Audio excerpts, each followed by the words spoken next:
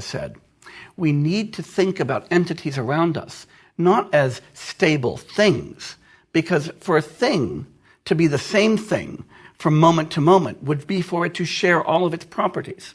That's what identity means. Identity is like the identity between the President of the United States and the Commander-in-Chief of the Armed Forces. They have exactly the same properties. They are one and the same thing. But the President of the United States now and the President of the United States now, a few seconds later, are different from one another. The latter is a few seconds older than the former, so they're not the same thing. The Buddha therefore thought that we should think about ourselves and everything around us as continua of causal processes, as sequences of momentary events, not as single solid things that persist through time.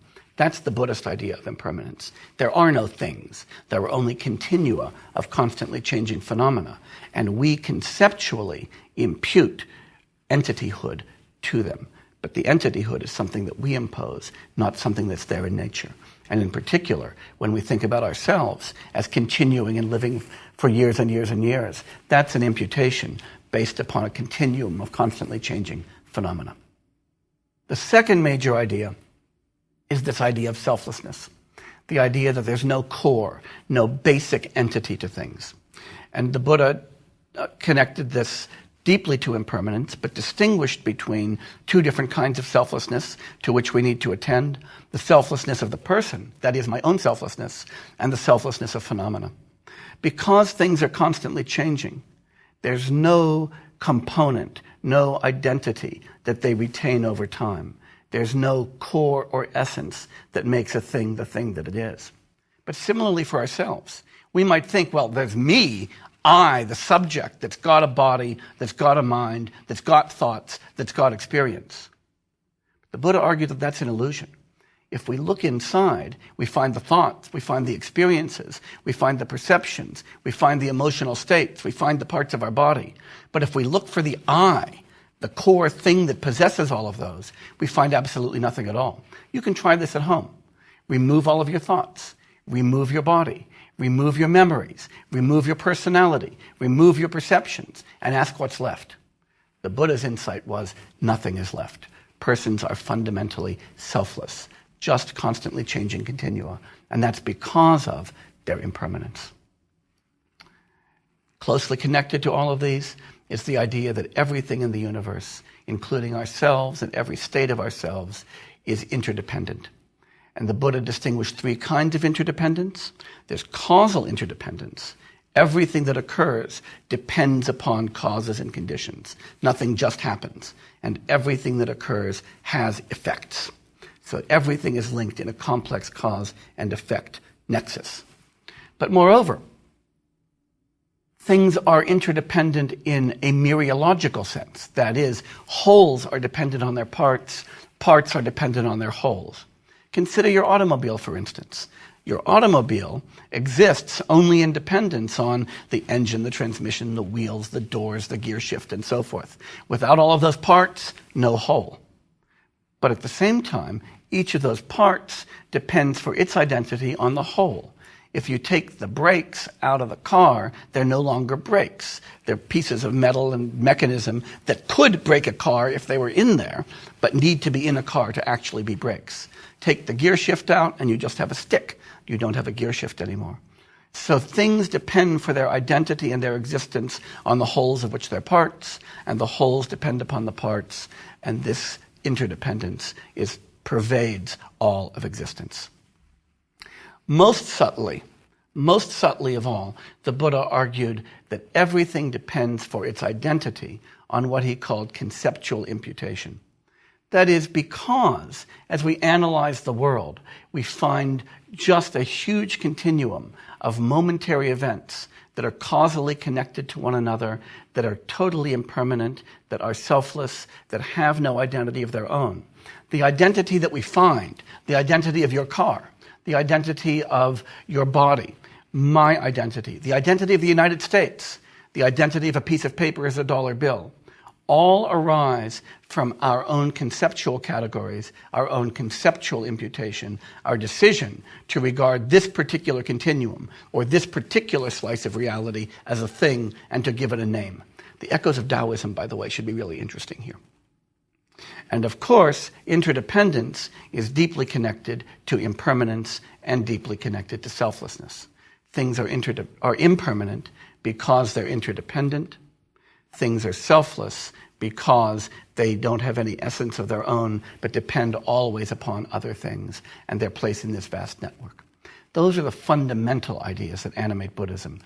And when we look at the Four Noble Truths in a moment, and then later when we look at the writings of Buddhist ethicists like Shantideva and finally the Dalai Lama, you will see all of these ideas of impermanence, selflessness, and interdependence animating all of these ideas.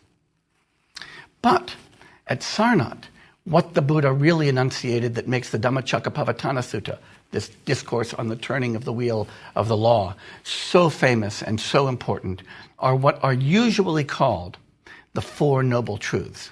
Now, I hate that name, because truths are neither noble nor ignoble. They're just truths. Really, when we look at that phrase, Arya Satya in Sanskrit, noble truth, what it really means is the four truths that someone should bear in mind if he or she would be noble, would lead a noble life. So if you want to lead a noble life, the idea is these are the truths that you ought to bear in mind. The truths themselves aren't noble. These are the fundamental insights at which the Buddha arrived under the Bodhi tree in Bodh Gaya. So now what I'd like to do with you is to work through these four truths for those who would be noble, which form the foundation of Buddhism for any Buddhist in any tradition. This is the foundation of the whole thing, even as these three ideas of impermanence, selflessness, and interdependence are the three philosophical ideas that animate the view. Now, what's the first truth? The first truth, we have to say with a great sweep of the hand, all this is suffering. What does the this mean? The this means everything. It means me, it means you, it means the world, it means life. Everything is permeated and pervaded by suffering. That was the Buddha's first profound insight. Remember the problem that Buddhism is all about. Buddhism is about solving a problem. It's about solving the problem of suffering. And the Buddha's first insight was that to solve this problem, you need to identify it. And suffering isn't something local or isolated or temporary or here and there but not here. But suffering is all pervasive. And that's the beginning of the solution. What does he mean by that, though? What does he mean? Well, he means that each thing that we encounter is either itself a source of suffering, a cause of suffering, or something experiencing suffering. We suffer when we're separated from what we'd like. Lord, won't you buy me a Mercedes-Benz, says Janis Joplin. That's a form of suffering. We're suffering when we're in the presence of something that we don't like. I've got the blues again. We suffer from the fact that we grow old, that we suffer from illness, and that we suffer from death. And that's true of all of us. And everything we look at is a potential source of suffering in this sense. Now, the Buddha distinguished three kinds of suffering. One of them, the most obvious one, he called the suffering of suffering. That is ordinary pain, headaches, illness, unpleasantness, people we don't like, and so forth. The slings and arrows of outrageous fortune that we encounter all the time. The second kind of suffering he distinguished was what he called the suffering of change. And that has two aspects. First aspect is the fact that change itself is a source of suffering. We grow old. We don't like that. You can tell that we don't like that because we go out and buy oil of Olay or something like that. We then become less capable. We become more disabled and we die. That's part of the suffering of change. But there's another part of the suffering of change. The other part is that things that we enjoy suddenly become unpleasant if they hang around too long. You're probably loving this lecture. At least I hope you are. But you know it's only going to last a half hour. If we were here for 3, 4, 5, 6 hours with me droning on and on and on like this, after a while you'd say, enough, enough, somebody turn the television off, somebody turn the tape player off. That's the suffering of change, that even what's pleasant becomes unpleasant after a while. The third and most complicated and difficult to understand, but the most important because it underlies the first two, is what the Buddha called the suffering of pervasive conditioning. The only way I know to really explain this is through an analogy. Suppose I'm a travel agent